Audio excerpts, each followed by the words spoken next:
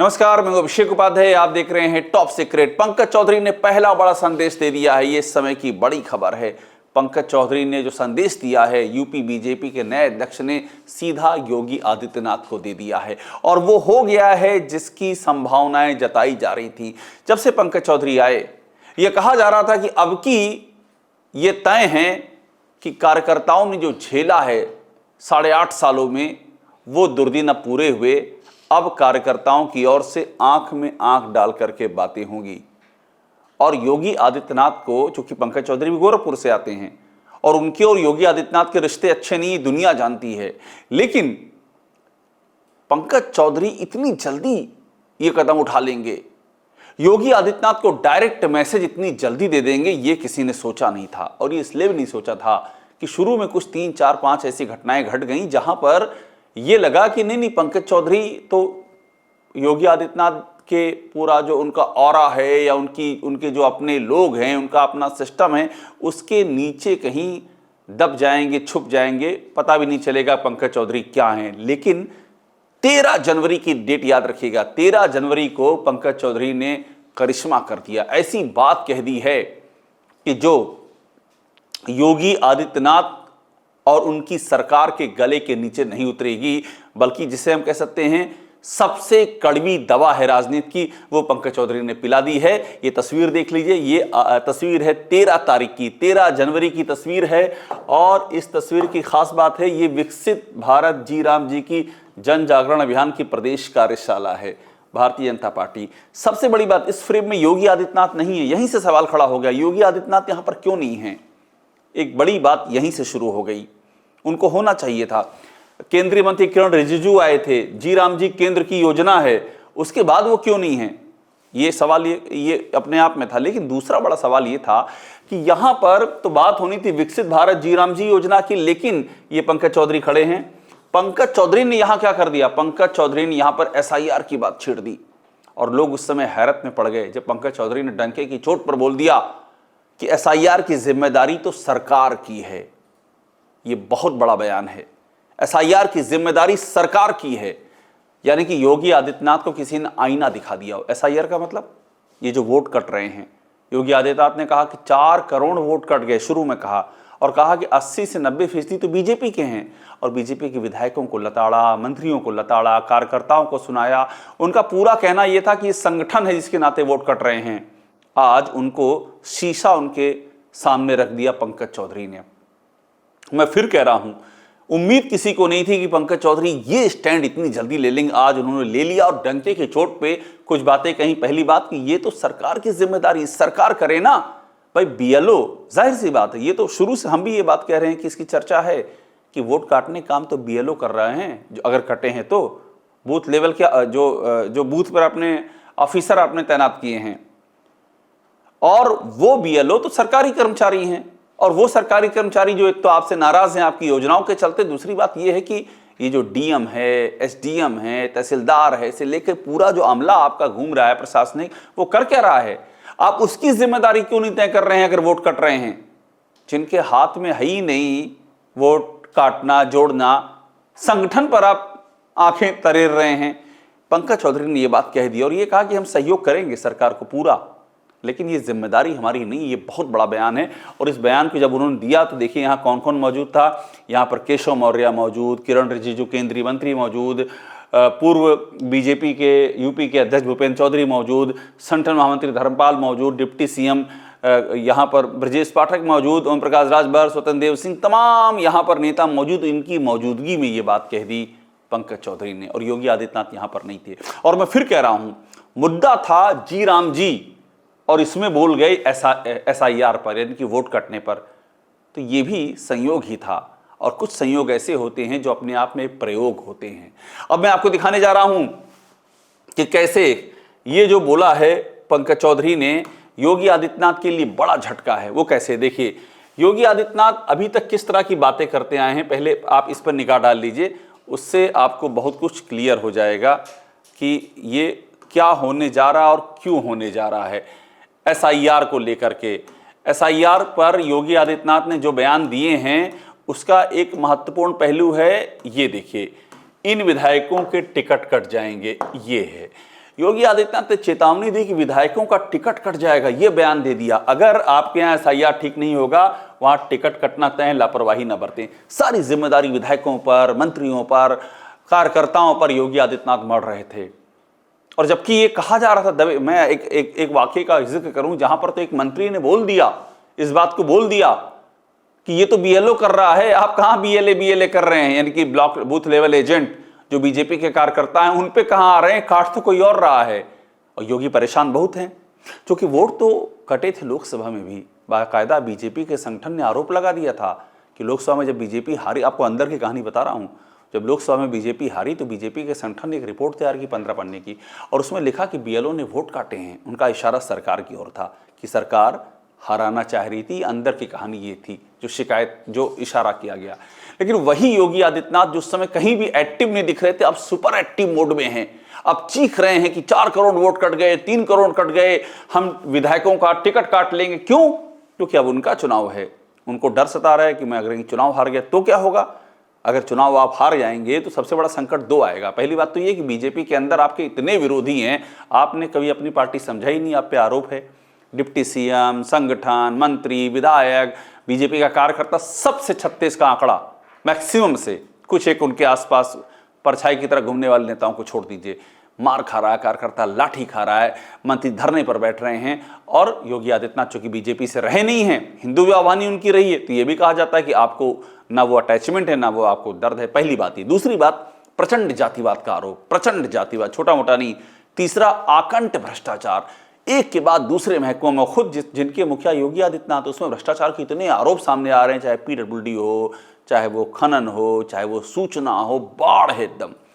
और नौसिखियापन, आप हैंडल नहीं कर पा रहे हैं इस सरकार को, बड़े बड़े फैसले आप ले रहे हैं ऐसे जिसमें कि आपको पीछे हटना पड़ जा रहा है। ये तमाम सारी चीजें हो रही हैं।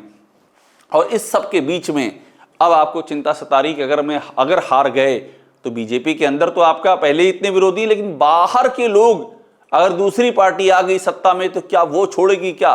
क्योंकि जिस भ्रष्टाचार और जातिवाद के तमाम सारे सबूत सामने आ रहे हैं, अपनी सरकार तो एक घेरा है, जैसे सरकार बदलेगी ये कवच टूट जाएगा, और उसके बाद क्या होगा ये सोचने वाली बात है। अब इसके आगे हम बढ़ते हैं। देखिए, एसआईआर को लेकर चिंतित हैं, मंत्रियों और विधायकों को जिम्मेदारी दे रहे हैं। कहीं भी योगी आदित्यनाथ ये नहीं कहते हैं कि जरा जिम्मेदारी हम 2.89 करोड़ वोटर जो कटे हैं अधिकारियों की भी तय करेंगे, कभी नहीं कहते। क्योंकि अधिकारी तो इस समय मतलब योगी आदित्यनाथ के दौर में कहा जाता है कि सुपर मिनिस्टर हैं, सुपर कैबिनेट मिनिस्टर। अधिकारियों की कोई जिम्मेदारी तय नहीं होती है। महाकुंभ की भगदड़ में जान चली जाती निर्दोषों की, और बड़ी तादाद कहेंगे हम, चूंकि कई भगदड़ की बात सामने आई थी और जो तादाद दिखाई गई वो तो बहुत कम थी। और यहाँ तक इस्टेब्लिश हो गया मीडिया रिपोर्ट्स में कि लोगों को बॉडी दे दी गई और 5 लाख रुपए पकड़ा दिए, कैश लेकर के जाओ, ताकि ये ना दिखे कि महाकुंभ में मौत हुई है। इस लेवल पे काम किया इन अधिकारियों ने, और सबको मलाईदार पोस्टिंग। महाकुंभ में जिन जिन का सवाल थे सबको पोस्टिंग। और एक बड़ा नाम प्रशांत कुमार, जिनकी अगुवाई में पुलिस बुरी तरह असफल रही, इतनी भगदड़ हुई, मौतें हुई, सब हो गई। उनको पहले एक्सटेंशन की कोशिश हुई, जब केंद्र ने नहीं दिया तो रिटायरमेंट के बाद उनको शिक्षा सेवा चयन आयोग का मुखिया बना दिया गया, वो भी शर्तें बदल करके।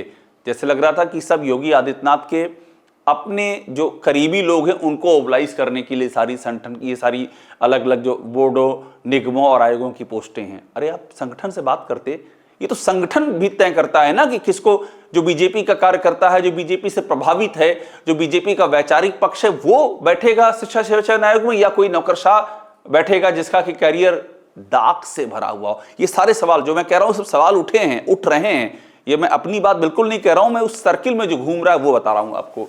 अब आगे देखिए, मंत्री और विधायकों की चेतावनी।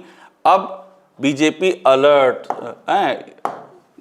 टारगेट, लगातार टारगेट तय कर रहे हैं कि बीजेपी के नेताओं से कहा गया 3.5 करोड़ से अधिक मतदाताओं का रजिस्ट्रेशन करें। बीजेपी के मतदाता क्या रजिस्ट्रेशन करेंगे? सिस्टम आपका, सरकार आपकी, इन मतदाताओं की तो कोई सुन नहीं रहा है। इन कार्यकर्ताओं की, बीजेपी की कोई नहीं सुन रहा है। ये तो लाठियां खा रहे हैं। इनकी आवाज अभी हाल ही में बजरंग दल के जिला संयोजक को रायबरेली में पीटा गया। 2 दिन वो धरने पर बैठे रहे। एबीवीपी बाराबंकी में इतनी लाठी खाई और एक एफआईआर पुलिस पर दर्ज नहीं हुई, ना कोई गिरफ्तार हुआ। एबीवीपी चेतावनी दे दे करके थक गई, हार गई, उसको बिठा दिया गया। अपने ही लोग सूते जा रहे हैं, कोई पूछने वाला नहीं है। तो ये क्यों खड़े होंगे? जिनकी सुनवाई कहीं नहीं है, वो आपके लिए वोट क्यों जुड़वाएंगे? ये भी एक बड़ी कहानी है। अब आगे देखिए, बीजेपी को तगड़ा झटका, यही है चिंता योगी आदित्यनाथ को। वो एक्शन पे एक्शन लिए जा रहे हैं, मगर असली एक्शन नहीं ले, चूंकि अधिकारियों को कुछ कह ही नहीं सकते हैं। अधिकारी ही सरकार चला रहे हैं, ऐसा आरोप लगता है। और अधिकारियों ने भी गजब काम कर दिया है। आप कल्पना नहीं कर सकते हैं, विधानसभा तक में हस्तक्षेप करवा दिया, चिट्ठी लिखवा दी कि विधानसभा और विधान परिषद की जो मीटिंग्स होती हैं, जो कि मिनी विधानसभा कहा जाता है, उसमें अब बड़े अधिकारी नहीं जाएंगे, छोटे अधिकारी जाएंगे। बड़े अधिकारी अपने कमरे में बैठे बैठे वीडियो कॉन्फ्रेंस से जुड़ जाएंगे। बवाल हो गया उस चिट्ठी पर। विधानसभा, हमारी जानकारी ये कहती है, विधानसभा की शीर्षस्थ जो टॉप लेवल के नेता हैं, पदाधिकारी हैं और भी विधायक है, सबने एतराज कर दिया। और अंदर की कहानी ये, सरकार फिर बैकफुट पर आ गई। अधिकारी जो ना चाहे करा दें सरकार में, ऐसा आरोप लगता है। अब इसके बाद देख लीजिए आप, ये भी बड़ा, ये वायर ने बहुत ही शानदार स्टोरी की है। वायर ने स्टोरी की, जिस एसआईआर को लेकर के बचाव में खड़ी है बीजेपी, उसी पर सवाल क्यों उठा रहे हैं योगी आदित्यनाथ? मतलब इसी एसआईआर का बीजेपी बचाव कर रही है। बिहार से लेकर बंगाल तक बीजेपी लड़ रही है, वहां की सरकारें कह रही है एसआईआर गलत है, बीजेपी कह रही नहीं ठीक है। उसी एसआईआर पर यूपी में योगी सवाल क्यों उठा रहे हैं? योगी आदित्यनाथ की एक खूबी है, वो भी ध्यान दीजिएगा, वो बीजेपी के भीतर का विपक्ष है। मतलब जो दूसरे राज्यों में विपक्षी सरकारें काम कर रही हैं, वही योगी आदित्यनाथ यूपी में करते हैं। इस तरह के भी आरोप हैं। उसके बाद उसके पीछे फैक्ट हैं।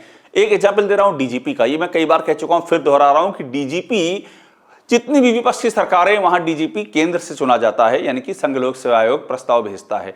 यूपी इकलौता है जहां राज्य की अपनी कमेटी है, और यूपी में कोई परमानेंट डीजीपी कई सालों से नहीं है, इसीलिए अस्थायी डीजीपी बनाया जा रहा है, क्योंकि वो अधिकार राज्य सरकार के पास होता है।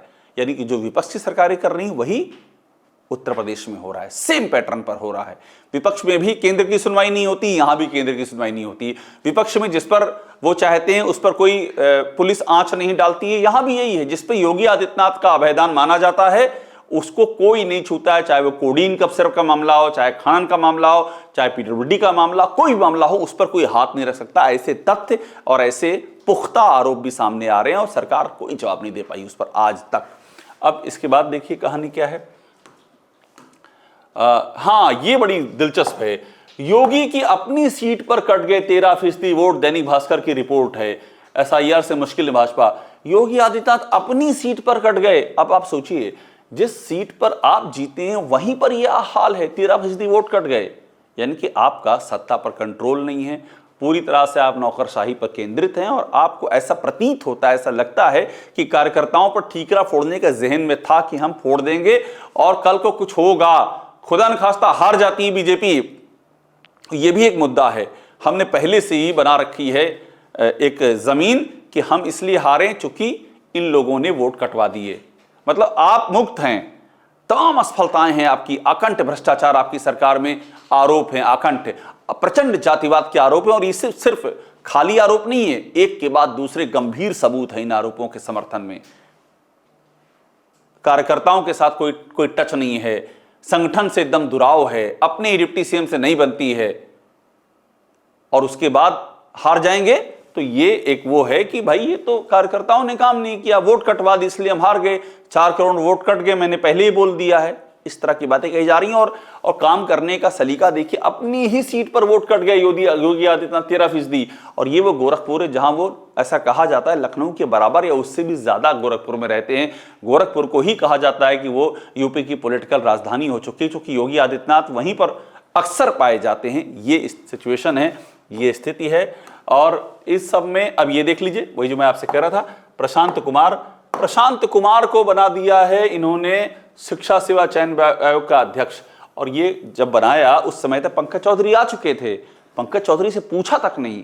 आप कैसे बना सकते हैं किसी ऐसे नौकरशाह को जिसका करियर ही एक से बाद दूसरे गंभीर सवालों में हो, उसको आपने बना दिया शिक्षा सेवा चयन आयोग का अध्यक्ष, शर्तें बदल के बना दिया, और संगठन से पूछा तक नहीं। ऐसे में संगठन ने पहली बार आईना दिखाया है। पंकज चौधरी ने पहला बड़ा स्टैंड लिया है, और वो स्टैंड है जो सीधा कलेजे पे छोड़ देता है, क्योंकि योगी आदित्यनाथ इसमें दिन रात सुबह शाम एसआईआर कार्यकर्ता संभल जाएं, विधायक संभल जाएं, मंत्री संभल जाएं, संगठन को एकदम रेले हुए हैं, वहीं पर आईना दिखा दिया है कि हम नहीं, आप संभल जाइए, ये आपकी सरकार का जिम्मा है, हम सहयोग कर सकते हैं पर करना आपको है। तो ऐसे में एक बड़ा मैसेज दे दिया है और यहीं से ये कहानी शुरू होती है। इस कहानी में कई बड़े पड़ाव, कई बड़े मोड़ आने बाकी हैं, लेकिन पंकज चौधरी ने लकीर एकदम क्लियर कर दी है कि ऐसे नहीं चलने वाला है। या तो आप चीजें ठीक कीजिए वरना सहयोग की उम्मीद मत कीजिए। टॉप सीक्रेट देखते रहिए, लाइक कीजिए, इसे सब्सक्राइब आप जरूर कर लीजिएगा।